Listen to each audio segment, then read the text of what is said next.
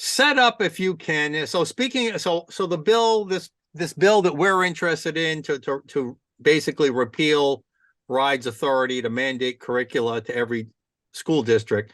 That's going on in committee. But earlier this week, I think it was 2 days ago in committee, there was quite a kerfuffle. You were just mentioning it. Why don't you go ahead and set it up, and then we'll talk about it. I mean, honestly, I have the because it's just this stuff I find so just disturbing and ridiculous. I paid little attention to the bill that I guess it was Representative Kislak was introducing, but it sounds basically that it was just, I guess, language, DEI language would be added to essentially every bill that comes under consideration.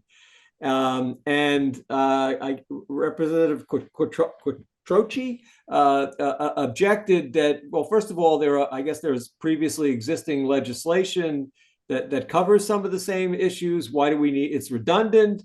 And then it went into a back and forth that he just I really, it sounded to me listening when I first heard it, that all he was saying was that, this is so absurd. Are you going to basically make there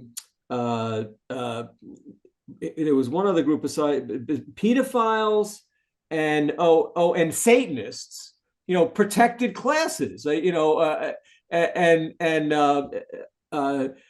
guess the response to Representative Kislak was that, the pedophiles at least were not an identity, and he just responded as if she was, taking the side of not categorizing pedophiles as maybe she had some sort of interest. He said, just sort of spontaneously said, "Well, are you a pedophile?" In other words, why do you want to protect this class? And just the whole thing was just so ridiculous. But the irony is that there is a movement, this whole spectrum, this crazy alphabet soup of LGBTQ, and it just keeps going on.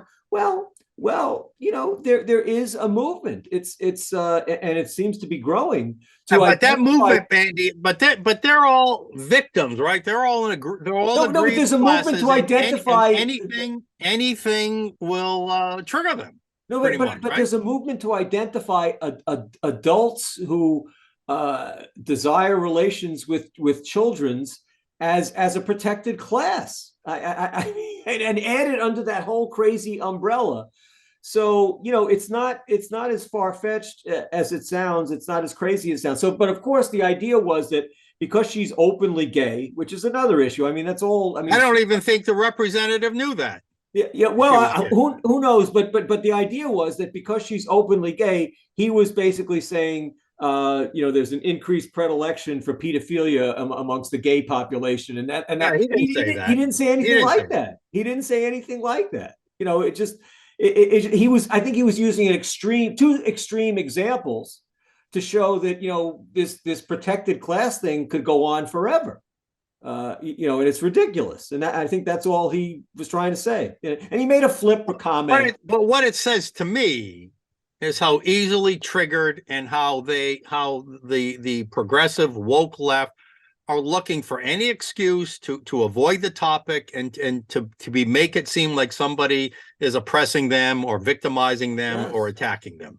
Yes. That's the MO. It's how they get away from answering questions. That whenever they get uncomfortable, they claim that you're violating their snowflake sensitivity. Why are they pushing this kind of ridiculous, superfluous, redundant legislation in the first place? I mean, you have to ask that question. That was really everything that was behind his questioning of her. But now the idea that the speaker is going to censure him, it's just ridiculous. Well, the Rhode Island Democratic Party said that question, just asking, was hateful behavior.